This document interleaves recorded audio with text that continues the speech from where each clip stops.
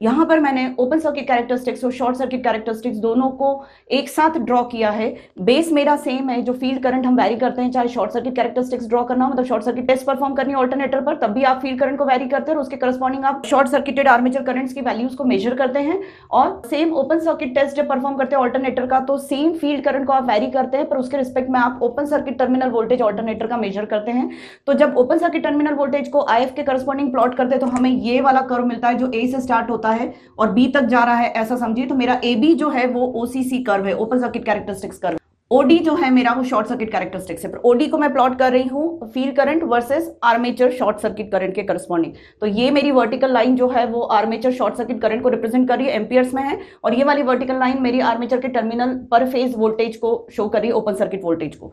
अब यहां पर मैंने OCC कर्व मतलब AB और OD मतलब SCC कर्व के अलावा दो लाइंस और ड्रॉ करके रखी है, एक OC लाइन है और एक OF लाइन है। OC लाइन क्या रिप्रेजेंट कर रही है, माना कि ये मेरा ऑल्टरनेटर 1 है, इस ऑल्टरनेटर का rated terminal voltage VT rated है,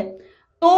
इसमें अगर सैचुरेशन नहीं होता इस ऑल्टरनेटर में, तो ओपन सर्किट कैरेक्टरिस्टिक्स ने किसको फॉलो किया होता, OC को फॉलो किया होता, और रेटेड टर्मिनल वोल्टेज इस वाले ऑल्टरनेटर का VT रेटेड ही होता, पर वो occurrence of VT rated come energy supply मतलब कम फील्ड एक्साइटेशन देकर ही हो जाता। ठीक, अब मेरी OF लाइन क्या रिप्रेजेंट कर रही है, OF लाइन भी एयर गैप लाइन ही है,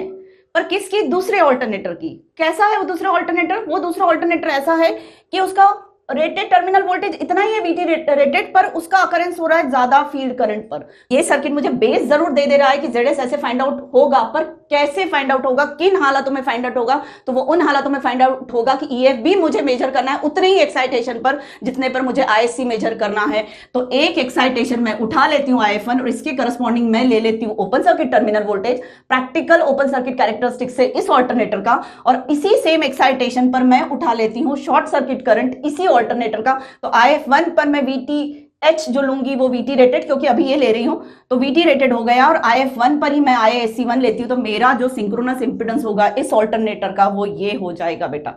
और ZS जो है इस तरीके से हम फाइंड आउट कर सकते हैं, पर देखकर समझ में आ रहा है कि ZS कांस्टेंट नहीं होगा बेटा। कांस्टेंट इसलिए नहीं होगा क्योंकि आप देख पा रहे हैं कि सैचुरेशन हो जाता है, प्रैक्टिकल ऑल्टरनेटर में जो है सैचुरेशन हो रहा है। तो पहले तो आपको यहां पर जो मिल रहा है वो करस्पॉन्डिंगली जो IF में बदलाव आ रहा है उसके करस्पॉन्डिंग आपको टर्मिनल वोल्टेज में भी, ओपन सर्किट टर्मिनल वोल्टेज में भी बदलाव मिलेंगे। तो इनिशियली इन दोनों के बीच में जो रिलेशन मिलेगा वो कांस्टेंट मिलेगा, तो ZS शुरू में मुझे कांस्टेंट मिलेगा, पर एक बार मशीन जब सैचुरेट होना शुरू हो जाएगी तो आफ्टर सैचुरेशन आपका VTH कहना चाहिए या ओपन सर्किट टर्मिनल वोल्टेज बढ़ेगा नहीं, वो लगभग कांस्टेंट हो जाएगा, पर IF तो आप बढ़ाते चले जा रहे हैं, तो इसके बाद ZS आपका रिड्यूस होना शुरू हो जाएगा बेटा।